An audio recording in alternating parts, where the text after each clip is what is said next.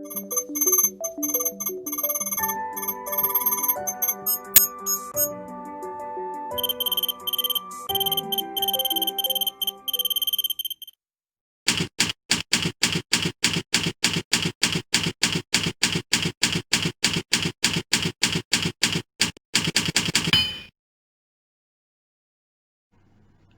up mga katribo? Welcome back.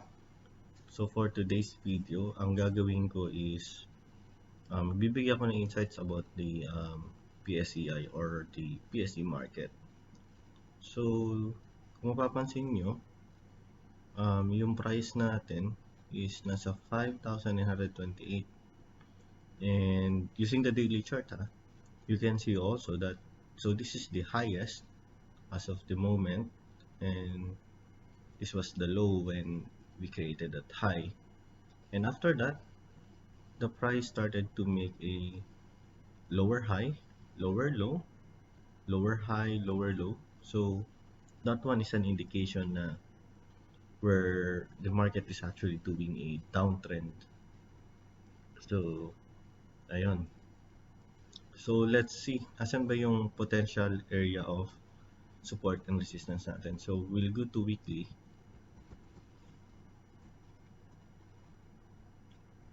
Medyo mabagal internet ko ngayon, no?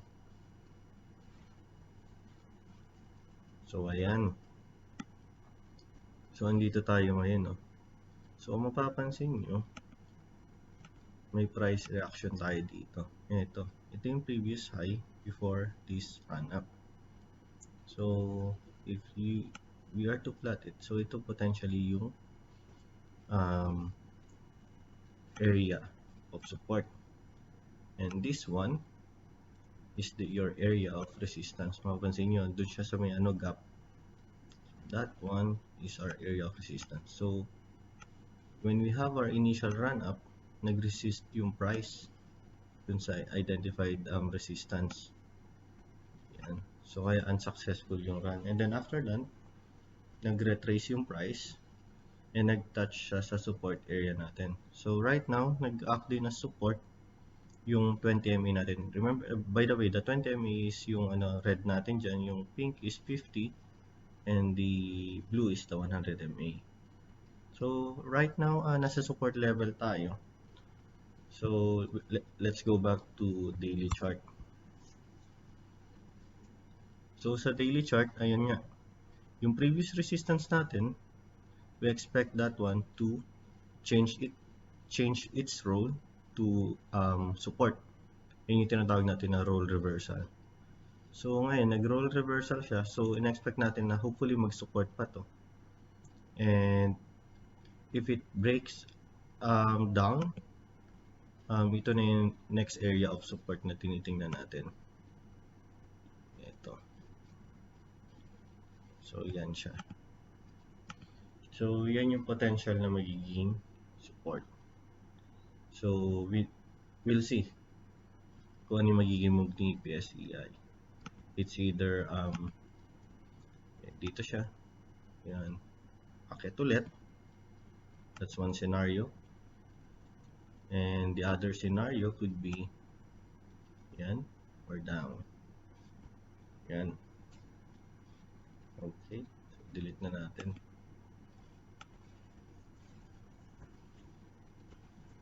So okay, let's focus sa daily chart, no?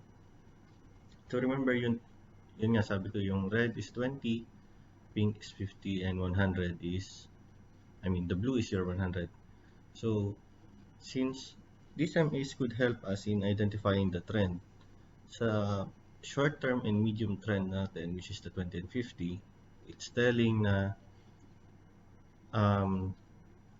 the price is actually going down or downtrend, kasi nga yung price natin is below the trend line na meron tayo, or the moving averages, sorry, while the 100 MA, it's still supporting and the price is above 100 MA. So we're still seeing na baka magtuloy yung uptrend on a long-term perspective. So that's one of the indicator that we're using. And let's see naman sa Darvas, no? Darvas box. So sa Darvas box, so initially meron tayong create dyan na um, initial box after that run up. So tanggalin muna natin, plot natin yung area of potential support or the support existing support, and then this is the next support, and then this is the resistance. Ayan. So let's plot the Darvas. So yung Darvas natin, ito may isa kang box. Then nagtuloy nga yung uptrend. Pero kung mapapansin nyo, nag-overlap siya. Pag nag-overlap siya, it means it's a weak momentum. It's a weak type of box. So it's still not really that bullish, but we can say that the price is still on an uptrend. So that's for the Darvas box. And then let's plot si Fibonacci. On the Fibonacci, this one is, I can say, long term. So it's around 133 days. That's the Fibonacci na plinat natin. So by plotting that Fibonacci, the price actually went up here and retraces to 0.236, pero hindi nag-hold yung 0.236 natin na Fib. So we're expecting na ito yung magiging next, 0.382. If nandito yung mga retracement, we're still bullish, no, on a long term. But we'll see if it's on a short to medium term. So if we check the short to medium term, actually the price is touching 0.618, which is for me is a bearish sign. So ano yung mga nanote natin? So sa MAs, short term, which is the 20 and 50, the medium term is bearish. Same thing sa Fibonacci natin, since nag-below na siya sa 50 Fib, bearish na rin tayo sa short term. But on the long term, we're still bullish. Kasi nga, andun pa siya sa between 0.32 and 236. And long term din at moving averages, which is your 100 MA, is on a uptrend direction. So long term, remember, long term we're bullish, short term we're bearish. So we'll see another indicator, which is your RSI. Okay, so paano ba nakakompute tong RSI? On a default setup, it's on a 14 days calculation or 14 candle, no? So whenever remember this, whenever the average gains is greater than the average losses for the past 14 days, we expect that the RSI is hovering above 50. So if there's a wide gap between the average gains and average loss, we expect it can go as high as 100 or just range of 70 to 100. While if the average loss is greater than the average gain for the past 14 days, we expect that the RSI will be plotted 50 and below. But if it widens the gap, we expect that it may fall below 30, RSI 30. So right now, if you can see, the RSI is actually hovering between 30 to 50. So that one, for me, it's bearish. So ayun, no, meron tayo mga indicator na bearish talaga siya.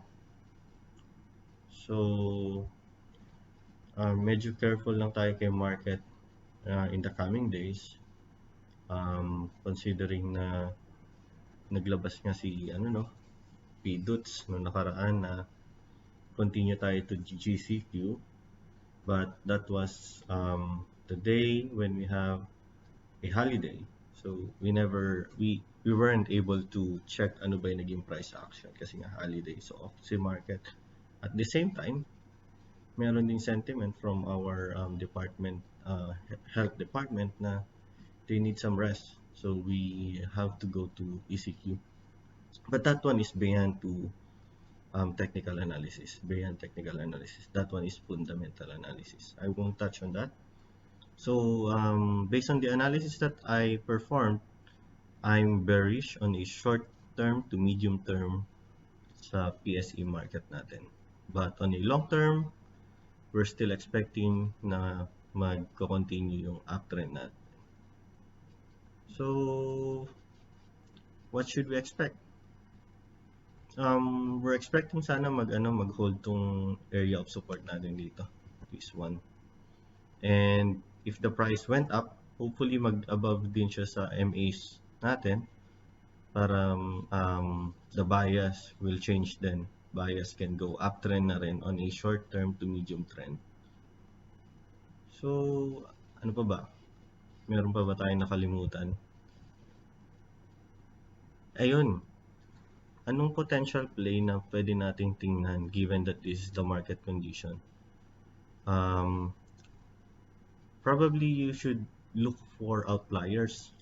Even though the market is consolidating or doing a range move, you can check for those stocks that are moving upward.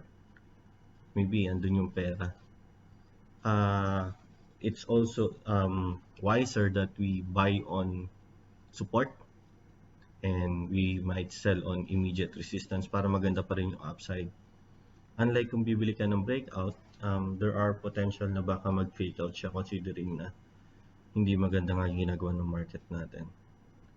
So that's all guys, and thanks for watching. For more updates, please follow me on Facebook or you can subscribe on my YouTube channel. Alright, thanks, bye bye.